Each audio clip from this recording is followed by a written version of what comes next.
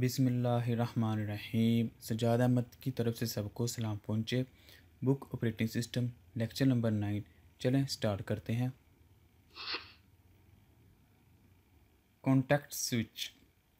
हम चूँकि operating system पढ़ रहे हैं और इसके अंदर अभी जो हमारा टॉपिक चल रहा है वो सीपीयू के रिलेटेड चल रहा है। सीपीयू जब एक हो और बहुत से प्रोसेस आ जाए तो तब सीपीयू कैसे काम करता है। Whenever the CPU switches to another process, जब एक से ज़्यादा प्रोसेस आ जाते हैं तो CPU एक प्रोसेस का कुछ टाइम लेता है, फिर दूसरे को, फिर तीसरे को, फिर पहले को, फिर दूसरे को, फिर तीसरे को। तो इतनी तेज़ी से वो स्विचेस करता है कि हमें पता ही नहीं चलता कि वो एक है, दो हैं या तीन प्रोसेसर लगे हुए हैं, कितने हैं जो इतनी तेज़ी से काम हो रहा है। तो the system must save the state of the old process and load the save state of the new process। ज़रूरी है कि जो ओल्ड प्रोसेस है जिसको छोड़ के सीपीयू नए प्रोसेस की तरफ कन्वर्ट हुआ है उसकी पुरानी स्टेट वो सेव रखे, ताकि जब दोबारा उसके पास आए तो उसको पता हो कि मैंने पहला प्रोसेस कहाँ तक एग्जीक्यूट कर दिया था। तो अगर पुरानी स्टेट्स ना याद रखी जाए, यानी कि पहला प्रोसेस कहाँ तक कंप्लीट हो गया था, फिर दूसरा कहाँ तक कंप्लीट हो गया, फिर दूसरे का भी तमाम डाटा महफूज रखना, पहले का भी डाटा महफूज रखना, ताकि जब दोबारा उस पे आएँ तो वो वहाँ से स्टार्ट कर सकें। फ़र्ज़ करें अगर पहले ने 15% काम हो चुका हुआ पहले प्रोसेस का, तो जब दोबारा आए तो वो 15 से स्टार्ट हो, ना कि फिर 0 से। तो इस तरह उस डाटा को सेव किया जाता है। If contact switch does not occur, अगर कॉन्टेक्ट स्विच ना हो, द न्यू प्रोसेस में use the data from the load one, तो फिर डाटा वहाँ से शुरू हो जाएगा जहाँ से वो लोड हुआ था। तो फिर it is properly not the same data that was left behind when it was last on the CPU. तो फिर ये वो काम नहीं होगा जो वो लास्ट उसको छोड़ के आया था, जिस कंडीशन में वो उस कंडीशन में अवेलेबल नहीं होगा। तो इस चीज़ को कहते हैं कॉन्टेक्स्ट स्विचेस के जब वो काम करता है सीपीयू तो इतनी जल्दी से वो स्विचेस करता है और हर चीज़ का डाटा सेव रखता है। ऑपरेशंस ऑन प्रोसेस, प्रोसेस के ऊपर कौन से ऑपरेशन हो सकते हैं। प्रोसेस को क्रिएट किया जा सकता है, यानी कि parents process create children processes, the children process can also create the other processes from the tree of the process. यानी कि एक पेरेंट प्रोसेस है वो आगे मज़ीद प्रोसेस क्रिएट कर सकता है, वो आगे मज़ीद प्रोसेस क्रिएट कर सकते हैं। तो इस तरह क्रिएटिंग प्रोसेस का जो अमल है वो भी इसके ऊपर हो सकता है। प्रोसेस टर्मिनेशन, यानी कि प्रोसेस को ख़त्म करना या टर्मिनेट करना, ये भी एक फंक्शन है जो कि प्रोसेस के ऊपर एग्जीक्यूट होता है। तो इसके लिए जो इस्तेमाल किया जाता है वो एग्जिट का कीवर्ड इस्तेमाल किया जाता है।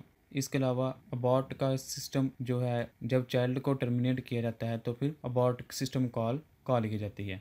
जब ओवरऑल टर्मिनेट करना हो तो एग्जिट सिस्टम कॉल, और वैसे अब्रॉड। तो इस तरह प्रोसेस को टर्मिनेट भी किया जा सकता है, यानी कि ख़त्म किया जा सकता है, क्रिएट किया जा सकता है। और जो इसके अलावा प्रोसेस के मतलब जो टॉपिक है वो है इंटर प्रोसेस कम्युनिकेशन, यानी कि अगर दो या दो से ज़्यादा प्रोसेस आ गए हैं तो वो आपस में कम्युनिकेट किस तरह करते हैं। सम टाइम कोऑपरेटिंग प्रोसेस में need to communicate with each other with using a shared buffer. तो बाज़ दफ़ा शेयरिंग बफर के अलावा भी उनको ज़रूरत होती है कि वो आपस में कम्युनिकेट कर सकें। तो जो आपस में कम्युनिकेशन होती है इंटर प्रोसेस कम्युनिकेशन, वो फैसिलिटी प्रोवाइड करता है टू ऑपरेशन की, सेंडिंग एंड रिसीविंग मैसेज की। यानी कि जो आईपीसी है इंटर प्रोसेस कम्युनिकेशन, वो दो तरह की फैसिलिटी प्रोवाइड करता है, एक सेंडिंग मैसेज की और एक रिसीविंग मैसेज की। तो अगर कोई प्रोसेस कम्युनिकेट करना चाहता है तो उसके लिए ज़रूरी है कि उनके दरमियान स्टेब्लिश हो कम्युनिकेशन लिंक बिटवीन देम, एक उनके दरमियान लिंक हो, exchange message using the send and receive operation, उनके दरमियान सेंड और रिसीव का ऑपरेशन भी एग्जीक्यूट होता हो।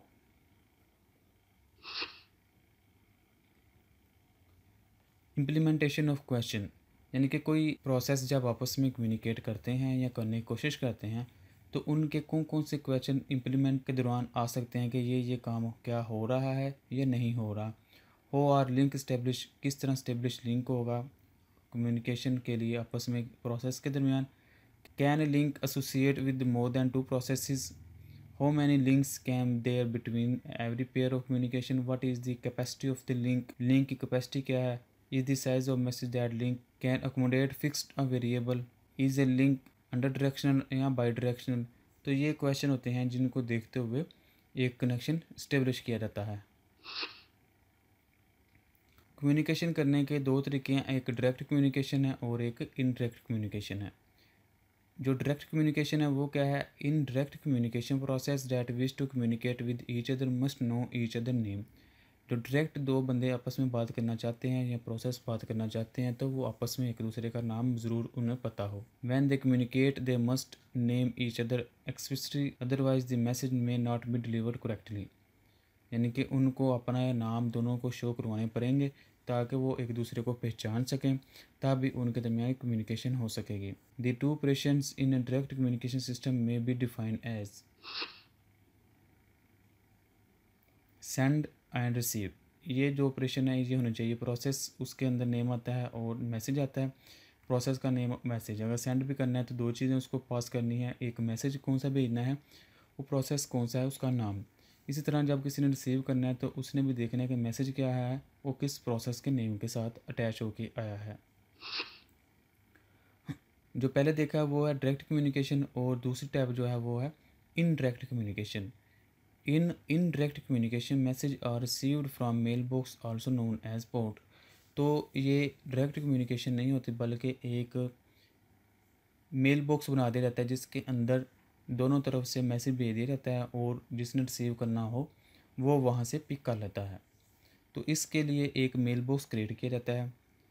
उसके अलावा सेंड और receive message through the mail box, और जो भी मैसेज होते हैं वो मेल बॉक्स के थ्रू ही जाते हैं। फिर डिलीट है mail box, delete message box को मेल बॉक्स को डिलीट भी किया जा सकता है। तो इस तरह जब हमने इनडायरेक्ट कम्युनिकेशन करानी हो तो वो इस तरह होती है। बफरिंग, बफरिंग क्या चीज़ है ऑपरेटिंग सिस्टम में। If many message are sent at once and we do not want to lose a messages, the link may have a buffer attach to it. A buffer is just like a queue of the messages. यानी कि कतार बना के हम भेज देते हैं messages की, इस तरह कि लाइन के अंदर तमाम मैसेज लगा के उनको भेज दिया जाता है, तो फिर वो एक एक करके जा रहे होते हैं। हम लूज़ नहीं करना चाहते बल्कि तरतीब से सारे मैसेज जा रहे होते हैं, बजाय कि एक कभी भेज दिया एक कभी भेज दिया, बल्कि तरतीब से सारे मैसेज जा रहे होंगे। द बफर में है one of the three properties. Buffer की तीन प्रॉपर्टी हो सकती हैं। ज़ीरो कैपेसिटी का बफर हो सकता है, बाउंड्री कैपेसिटी का बफर हो सकता है, या अनबाउंड्री कैपेसिटी का बफर हो सकता है। ज़ीरो कैपेसिटी का मतलब है कि उसके अंदर मैसेज स्टोर करने की कैपेसिटी नहीं है, ज़ीरो मैसेज उसके अंदर स्टोर होता है। यानी कि जब कोई मैसेज आएगा तो वो चला जाएगा, उसके अंदर कोई सेविंग का चक्कर नहीं है, कोई उसके अंदर स्टोर करने का प्रोसेस नहीं है। बाउंड्रिंग कैपेसिटी के अंदर क्या है कि एक फिनिट नंबर ऑफ़ मैसेज होते हैं उसके अंदर रख दिए जाते हैं, और जब तक वो नंबर ऑफ़ बफ़र जो है, यानी कि अगर 10 नंबर का हमने बफ़र बनाया है तो जब तक उसके अंदर 10 मैसेज नहीं आ जाते तो तब तक वो मैसेज नहीं जाएगा। जिस तरह एक मुसाफिर वैन होती है या मुसाफिर की बस होती है जिसके अंदर तमाम मुसाफिर जब वो फुल ना हो जाए तब तक वो मूव नहीं करती। तो इस तरह एक फिनिट नंबर यानी कि एक लिमिटेड नंबर की लेंथ होती है जिसके अंदर मैसेज को भेजा जाता है। फिर अनबाउंडेड कैपेसिटी क्या है, इसके अंदर infinity number of message store करने की सलाहियत होती है, यानी कि जितने मर्ज़ी आप मैसेज भेजो वो लॉस नहीं होंगे और ना ही उसको कोई वेट करना पड़ेगा। जब जैसे ही आप मैसेज भेजेंगे आपके मैसेज चले जाएंगे। Thank you for watching. अल्लाह हाफिज़। अगर कोई क्वेश्चन है कंप्यूटर साइंस के मतलब वो पूछे, चैनल को सब्सक्राइब करें और इस वीडियो को अपनी क्लास वालों के साथ शेयर करें।